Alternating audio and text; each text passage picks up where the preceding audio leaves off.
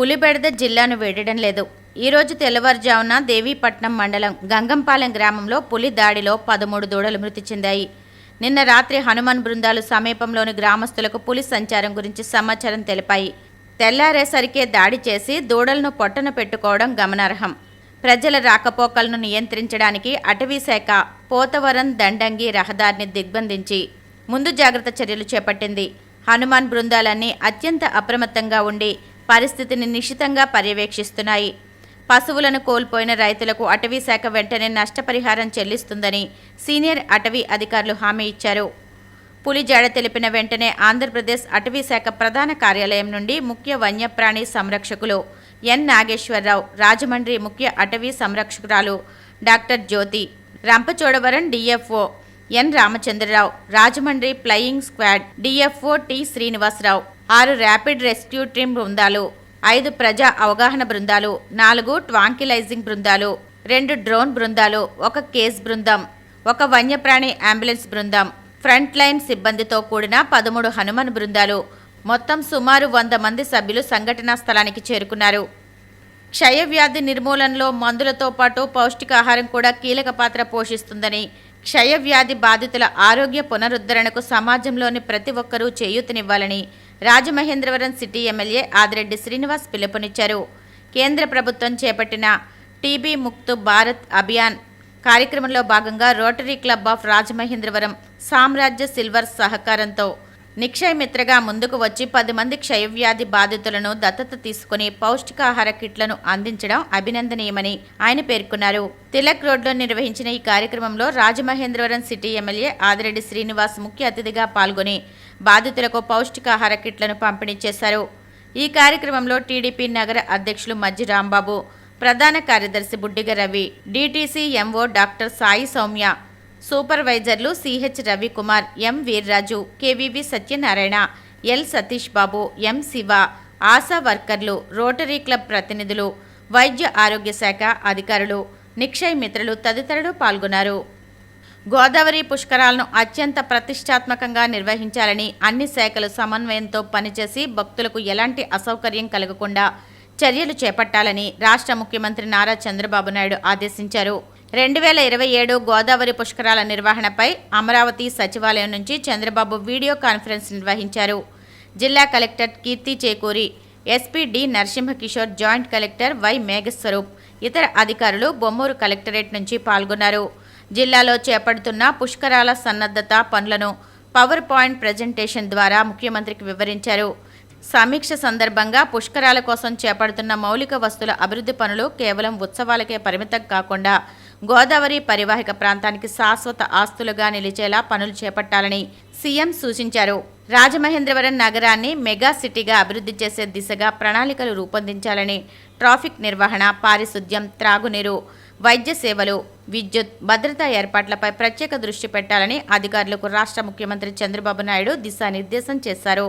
అలాగే ఉప ముఖ్యమంత్రి పవన్ కళ్యాణ్ క్షేత్రస్థాయి పర్యటనలో చేసిన సూచనలను పరిగణలోకి తీసుకుని పనులు చేపట్టాలని ఆదేశించారు. అనంతరం కలెక్టర్ సమీక్షిస్తూ జిల్లాలో ప్రతిపాదిత 16 పుష్కర్ నగరాలకు సంబంధించిన లేఅవుట్ ప్రణాళికలను తక్షణం సిద్ధం చేయాలని జిల్లా అధికారులను ఆదేశించారు. గత కొద్ది రోజులుగా వాతావరణంలో విభిన్న మార్పులు చోటు చేసుకుంటున్నాయి. ఉదయం ఎండవేడితో పాటు ఉక్కపోతతో ప్రజలు ఇక్కట్లు పడుతున్నారు. రాత్రికి వాతావరణం చల్లబడుతోంది. నిన్న రాత్రిపూట భారీ వర్షం కురిసింది. నిన్న రాత్రి తొలుత భారీ ఈదురుగాలులతో మొదలై గంటపాటు భారీ వర్షం కురిసింది. దీంతో విద్యుత్ సరఫరాకు అంతరాయం ఏర్పడింది. పలుచోట్ల చెట్లు, హోర్డింగ్లు నేలకూలాయి. పెనుగాలి అకాల వర్షం కారణంగా 12వ డివిజన్లోని చిన్న సోమాలమ్మ గుడి సెంటర్, కృష్ణా కంటి ఆసుపత్రి దగ్గర, పోస్టర్ కాలనీ, స్వామి ఆసుపత్రి దగ్గర, శ్యామలాంబ పార్కు పక్క రోడ్లు తదితర ప్రాంతాల్లో చెట్లు నేలకూలాయి. ఈ ఉదయం ప్రభావిత ప్రాంతాలను పరిశీలించిన మాజీ కార్పొరేటర్ గొర్రెల సురేష్ స్థానికులు సిబ్బందితో కలిసి రోడ్లకు అడ్డంగా ఉన్న చెట్లను తొలగింపచేశారు. విద్యుత్ స్తంభాలను కూడా పరిశీలించి అధికారులతో మాట్లాడారు. Rotary club of Rajahmundry river సిటీకి నూతన సారథులుగా వ్యవసాయ నేపథ్యం కలిగిన 3 బాధ్యతలు చేపట్టనున్నారు. రోటరీ రివర్ సిటీ 2026-27 సంవత్సరానికి అధ్యక్షుడిగా పుట్ట రాజేంద్ర, కార్యదర్శిగా కల్లూరి రాంబాబు, కోశాధికారిగా కరుటూరి శ్రీనివాసులతో కూడిన బృందం ఈరోజు సాయంత్రం ఆంధ్రకేశరి రోటరీ ఆడిటోరియంలో పదవీ బాధ్యతలు స్వీకరిస్తారు. నగరంలో పేరొందిన వ్యాపారవేత్త పుట్ట విశ్వనాథ చౌదరి కుమారుడైన రాజేంద్ర పట్టభద్రుడై తదుపరి కుటుంబ వారసత్వంతో వచ్చిన ఫైనాన్స్ వ్యాపారంతో పాటు ప్రకృతి వ్యవసాయంపై పట్టు సారించారు. రాజమండ్రి రోటరీ రివర్ సిటీలో ఇంతకు ముందు పలు పదవులు నిర్వహించి గణనీయమైన సేవలు అందిస్తూ వస్తున్నారు. వీరి జీవిత భాగస్వామి శ్రీలత కూడా భర్త అడుగుజాడల్లో రొటేరియన్ అవుతున్నారు. కార్యదర్శి కల్లూరి రాంబాబు వ్యవసాయ కుటుంబం నుంచి వచ్చి ఇంజనీరింగ్ చదివి కెనడాలో సినీ నిర్మాతగా రాణించారు. అమెరికాలో ఉంటుండగా పలు సేవా సంస్థలకు నిధుల సేకరణ కోసం సెలబ్రిటీ క్రికెట్ మ్యాచ్లు నిర్వహించిన ఘనత వహించారు. కోశాధికారిగా బాధ్యతలు స్వీకరించనున్న కరుటూరి శ్రీనివాసరావు బీజేపీ క్రియాశీలక కార్యకర్తగా పనిచేయడంతో పాటు తనదైన శైలిలో సామాజిక సేవలో ముందంజలో ఉంటారు. రాజమహేంద్రవరం వ్యవసాయ మార్కెట్ కమిటీ డైరెక్టర్గా ఆయన వ్యవహరించారు. వీరితో పాటు ఉపాధ్యక్షులుగా ఎంజి శ్యామ్ సింగ్, గండి శకుంతలాదేవి, సంయుక్త కార్యదర్శిగా కెవి సుధాకర్, ఇంకా పలువురు డైరెక్టర్లుగాను బాధ్యతలు స్వీకరించనున్నారు. ఆంధ్రప్రదేశ్ రాష్ట్ర ప్రభుత్వం హిందూ ధర్మ పరిరక్షణ ట్రస్ట్ రాష్ట్ర సాంస్కృతిక శాఖ కోఆర్డినేటర్గా శ్రీ రాధాకృష్ణ కళాక్షేత్ర వ్యవస్థాపకులు డాక్టర్ గోరుగంతు బి నారాయణను నియమించింది. హిందూ ధర్మ పరిరక్షణ ట్రస్ట్ చైర్మన్ డాక్టర్ దాసరి శ్రీనివాసుల చేతుల మీదుగా ఆయన గోరుగంతు బి నారాయణ ట్రస్ట్ కోఆర్డినేటర్గా నియామక పత్రాన్ని అందుకున్నారు.